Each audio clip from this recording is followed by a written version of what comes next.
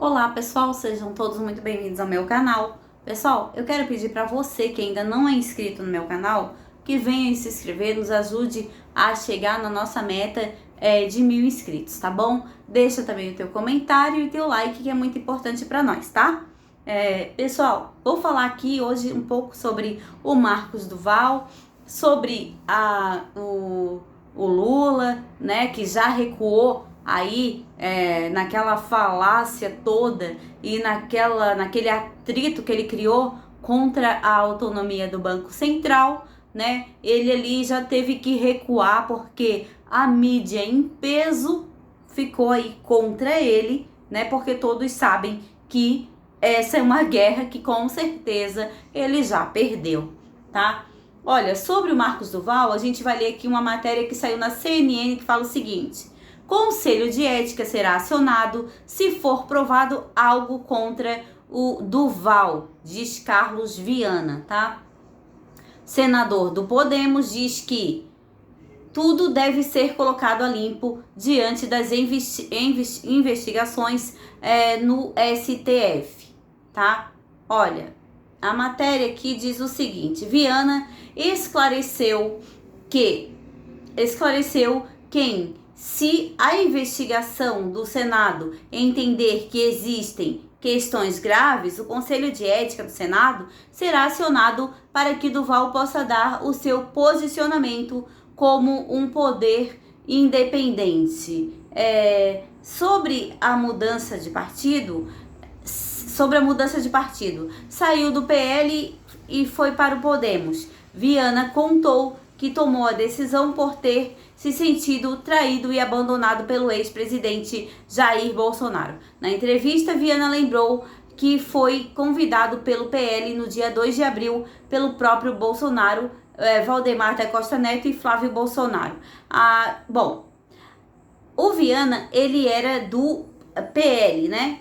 E devido aí uma discussão, ou sei lá o que foi, porque ele fala aqui que foi traído, mas a gente já não sabe mais quem fala o quê.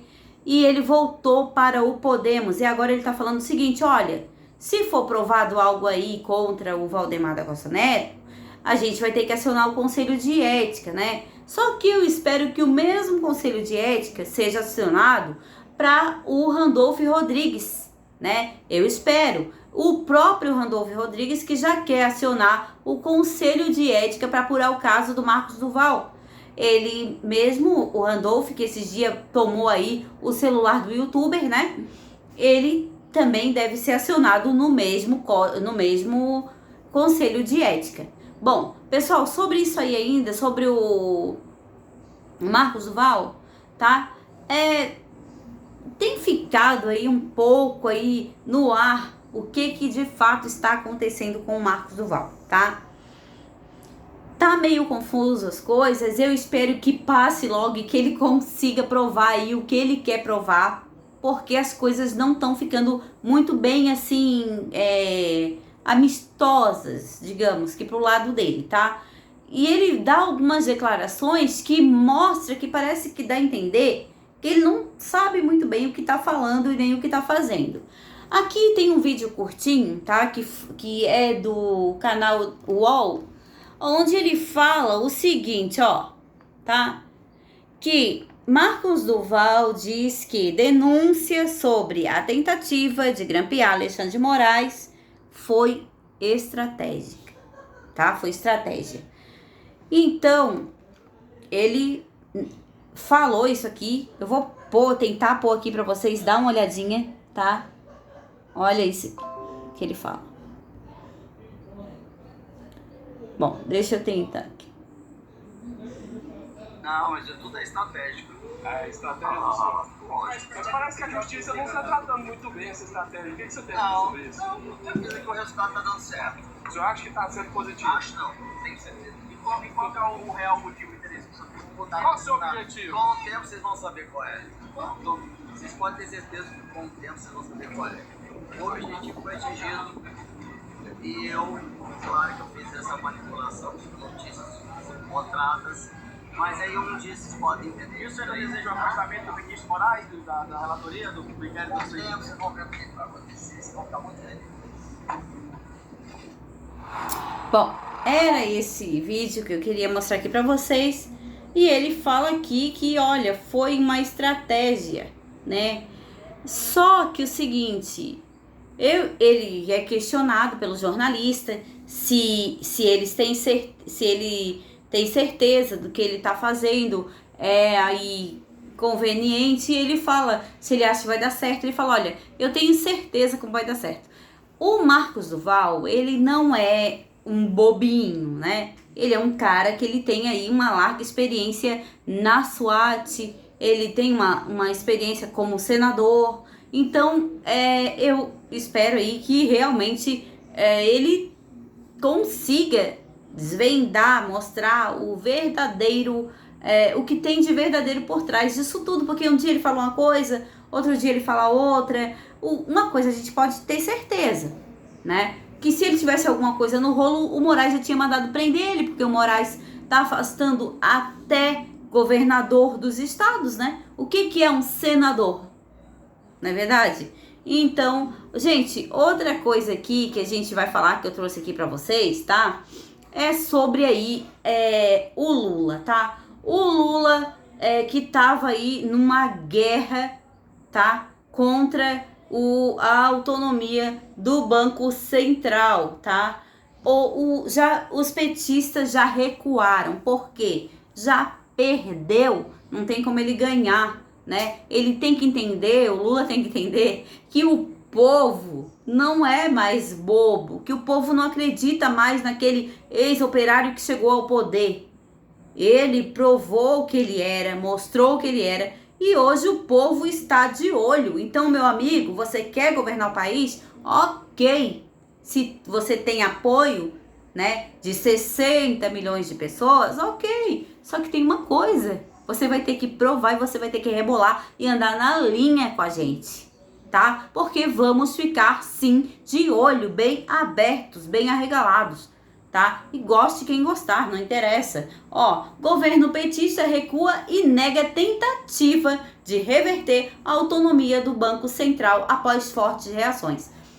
O mais incrível é a capacidade que eles têm de mentir, né? Eles mentem na cara dura. O Lula fez alta crítica, tá? Ao chefe ali do Banco Central, ao presidente do Banco Central. Fez crítica, falou horrores contra o Roberto Campos Neto, que é o presidente do Banco Central. Ele não é político, porque não pode ser político, e o Lula quer pôr político ali, que é para ele ter acesso a todo o dinheiro do Brasil. É isso que o Lula quer, ter acesso ao Banco Central, tá? É por isso que ele quer botar um político, ele quer botar uma mãozinha dele ali, como tem mão dele em todos os ministérios. Ele quer colocar uma no Banco Central também, só que peraí, não rolou, tá? Isso mostra o quê? A primeira derrota do Lula, tá? E a primeira de muitas, porque se ele quiser fazer o que ele fez lá atrás, agora aqui ele vai encontrar resistência, meu amigo. Não vai encontrar as porteiras abertas, não. Vai falar aqui, ó, no jornal A Trombeta, tá? O ministro-chefe da Secretaria de Relações Institucionais, Alexandre Padilha, negou a existência de qualquer discussão dentro do governo de mudança na atual lei do Banco Central. Mentiroso. Assim como qualquer pressão sobre o mandato do atual presidente do Banco Central, Roberto Campos Neto. Mentira, toda a mídia noticiou e ficaram pasmos e falaram horrores, tá? Porque todos ficaram com medo, porque o mercado já começou a reagir. O Lula querer se intrometer a política brasileira nessa bagunça que tá. Imagina se o investidor vai colocar o dinheiro dele na mão de político. Jamais, jamais. Só se ele fosse muito burro. E investidor não é burro. Né? Deixa eu ler aqui para vocês. O ministro, contudo, reiterou que o governo pretende manter o debate acerca da taxa de juros com acompanhamento do Congresso Nacional e também de empresários. Tá falando aqui, abre aspas. Tenho certeza que o presidente Lula tem e sempre terá uma relação harmônica com o Banco Central e com qualquer outra agência, afirmou Padilha. O presidente Lula está trazendo o debate sobre juros. Acredito que todo mundo quer, inclusive diretores do Banco Central. Todos querem juros mais baixos no país. Contudo, enquanto Padilha nega a movimentação para que Campos Neto seja convocado por parlamentares a dar esclarecimentos sobre a política monetária, o líder do governo no Congresso, Randolfo Rodrigues, disse que esse convite pode ser natural e necessário assim que instalada as comissões da casa. Tá? Então a gente fica aí vendo como o Lula consegue, né? Como ele consegue, assim, o Lula e todo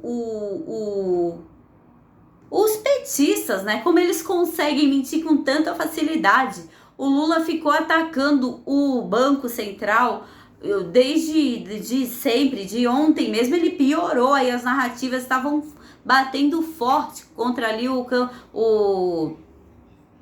contra o presidente do Banco Central. Por quê? Porque o presidente do Banco Central não é político, ele é aí isento de política. E o Lula queria colocar um político ali, imagina, para movimentar todo o dinheiro do país. Pelo amor de Deus, não tem cabimento um negócio desse, não tem cabimento.